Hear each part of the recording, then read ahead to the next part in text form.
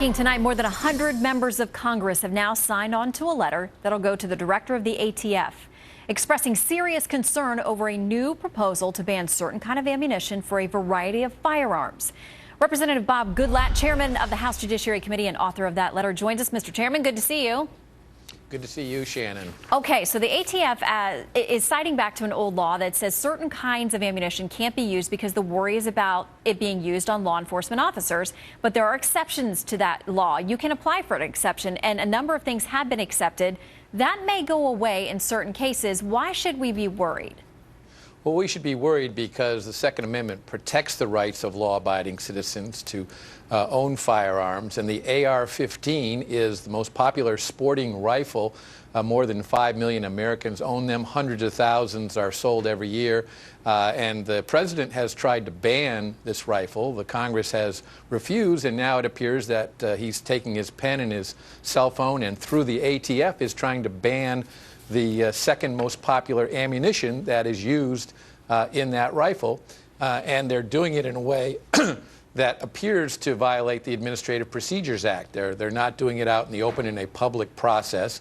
So we're concerned, and we have a bipartisan letter that we will be sending to the administration early next week, and we expect to have way more than 100 signatories to it before it goes to the administration, calling into question what they're doing and pointing out that this is infringing on the rights of law-abiding citizens and not going to have an effect on criminals. In fact, the FBI reports that this bullet has not been used in a handgun, which is the claim, to kill any law enforcement agents in over 10 years.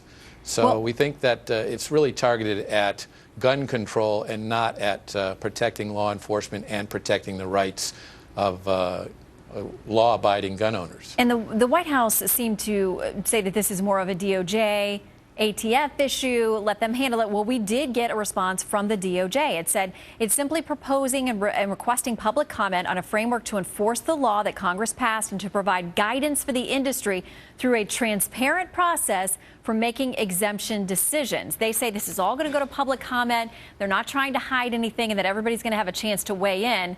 But it sounds like your take on this is, listen, they haven't been able to get gun control and new laws and restrictions through Congress, so they're going to use an executive agency because if you ban the ammo, then maybe the gun goes away if there's no way to use it. Is that what you're suggesting?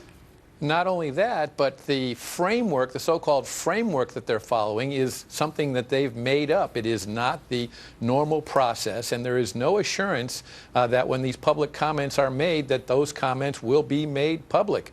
So it's not, in our opinion, the proper way to go about doing this. What can you do? It's a bad idea to begin with.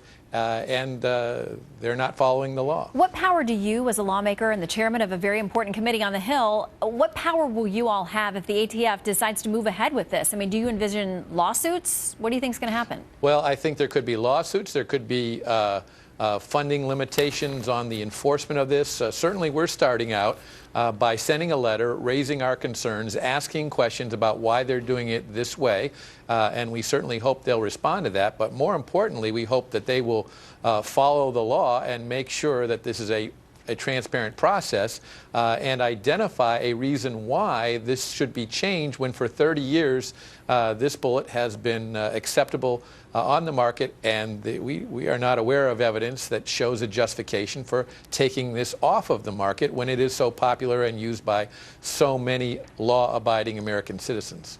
Well, there are those out there, including those who have supported the president, Professor Jonathan Turley, that has been on this program many times. I'm sure you know him as well, who said basically these federal agencies are becoming a fourth branch that was never intended in the Constitution, and they certainly have a lot of power.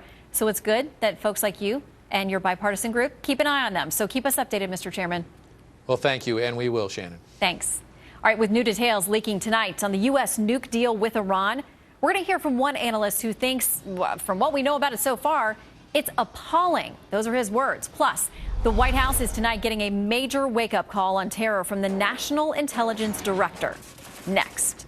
When the final accounting is done, 2014 will have been the most lethal year for global terrorism in the 45 years such data has been compiled.